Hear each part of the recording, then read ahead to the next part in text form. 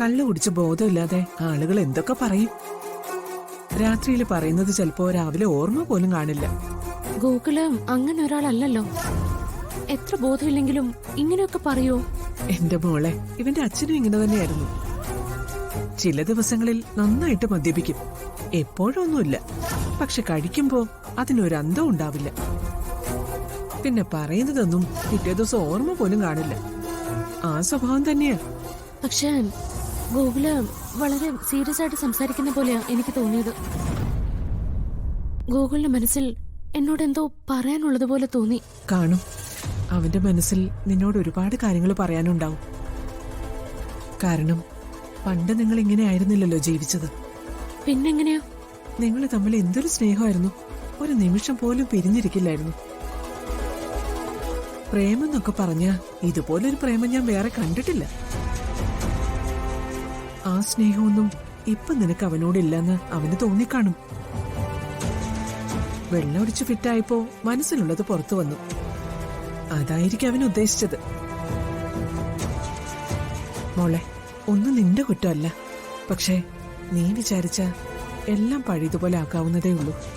ഞാൻ എന്ത് ചെയ്യണോന്ന് അമ്മ പറയുന്നത്? ഞാൻ അങ്ങനെ മാറിയെന്ന് അമ്മയ്ക്ക് തോന്നുന്നുണ്ടോ? മോളെ, ആക്സിഡന്റിന് മുൻപുണ്ടായിരുന്ന നീയല്ല ഇപ്പോഴുള്ളത്. ഗൗരിമോളെ പ്രസവിച്ചു കഴിഞ്ഞപ്പോഴുണ്ടായ അസുഖം കൂടി ആയപ്പോ നിങ്ങൾ തമ്മിൽ ഒരുപാട് അകന്നു. ഒരു മുറിയിൽ കിടപ്പ് പോലും ഇല്ലാതായി. ഭാര്യയും ഭർത്താവും ഒരു മുറിയിൽ ഒരുമിച്ചുറങ്ങുന്നതിന് ജീവിതത്തിൽ വലിയ വിലയുണ്ട്. ഏത് വിഷമവും ഏത് ദേഷ്യവും അലിഞ്ഞില്ലാതാക്കാനും ഒന്ന് ചേർത്ത് പിടിച്ചാ മതി. നിനക്ക് അസുഖമായിരുന്ന വർഷങ്ങൾ അത്രയും അവൻ നിനക്ക് വേണ്ടി ഒഴിഞ്ഞു തന്നു. ഇപ്പൊ അവന് നിന്റെ പഴയ സ്നേഹം കിട്ടുന്നില്ല. അവന്റെ ഉള്ളിൽ അതൊരു വലിയ വേദനയാണ്. പഴയതൊന്നും എനിക്ക് ഓർക്കാൻ പറ്റുന്നില്ലല്ലോ അമ്മ.